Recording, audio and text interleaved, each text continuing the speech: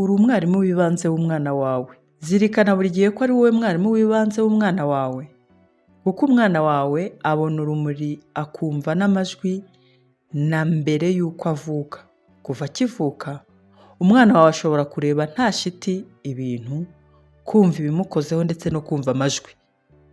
Burya n'impinja zikiri nto zishobora kuganira zikoresheje kurira, kumwenyura no guhirira. Ababyeyi murabizi cyane. Ndagushimiye cyane wowe uba wahisemo kudukurikira kuri Rama Family. Imana iguhe umugisha, kandi nongere nshimire buri wese wakoze subscribe.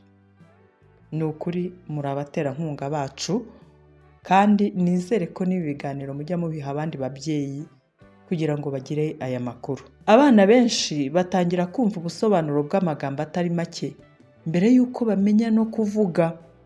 Bityo rero ganiriza umwana wawe kugira ngo yunguke andi magambo. Abana biga gukina, bitegereza, bigana ndetse banagerageza ibintu bimwe na bimwe. Umwana amahirwe yo kwitegereza isi imukikije, kuko ibi bintu ni ingenzi mu mikurire y'umubiri ndetse n'ubwonko by'umwana. Wowe nkurikiye, reka nkubwire uburyo bwo kwigisha umwana kuva akivuka kugeza ku mezi 6. Icya mbere, tegura ibyangombwa byose byatuma umwana wawe areba ibintu, yumva ibintu, akoresha amaboko n'amaguru nta nkomyi. Umwana wawe uburyo bwo kugukoraho. Vugisha kandi umwana wawe kenshi. Witonze, kora ku buryo umwana wawe atuza. Mukorakore, hanyuma umufate umwiyegereze. Umubiri ku mubiri ni igihe cy'ingenzi cyo gukangura ubwonko bw'umwana wawe. Nyuza buhoro buhoro mu maso y'umwana wawe ibintu bifite amabara, kugira ngo abirebe kandi abikoreho. Muhe ibikinisho byoroheje nk'ikinyuguri kubera ko kirajegera, cyangwa se akaziga kanini kaziritse ku mugozi. Reba umwana wawe mu maso kandi umubwire ku bantu n'ibintu biri aho hafi. Ngubwo uburyo wakwigisha umwana wawe kuva akivuka kugera ku mezi 6. Noneho turebe uburyo bwo kwigisha umwana wawe afite amezi 6 kugera ku mezi 9. Umwana wawe ibikoresho biri mu rugo bisukuye kandi bitagira icyo byamutwara, abikoreho, abikomangeho, abiterure, abyitegereze. Ingero z'ibikinisho byoroheje harimo nk'ibikopo byavuyemo ibintu, isafuriya, umuhanye n'ikiyiko, ukareba we uko abigenza n'icyo abikoraho. Subiza ku byo umwana avuga n'ibyo yitayeho.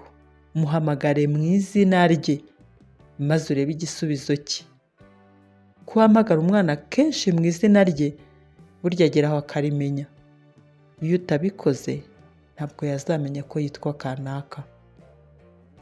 Reba uburyo bwo kwigisha noneho umwana ufite amezi 9 kugera kuri 12. Hisha igikinisho cy'umwana mu mwenda, hanyuma urebe niba yashobora kugihishura. Mukinishe umukino wo kwihishanya wipfuka igitambaro mu maso, ukakivanaho ukagisubizaho, bityo ukabikora kenshi, cyangwa se ugitwikiriza igikinisho cye. Noneho bwira umwana wawe amazina y'ibintu n'abantu ubona. Aba ari kureba, mubwira amazina yabo, n'ibintu ari kubona mubwira amazina yabyo. Erega umwana wawe uko avugana n'abantu akoresheje ibimenyetso nko kuvuga ngo bye bye, nabyo burya bari kuvuga. Uburyo noneho bwo kwigisha umwana ufite amezi 12 kugeza ku mezi 28.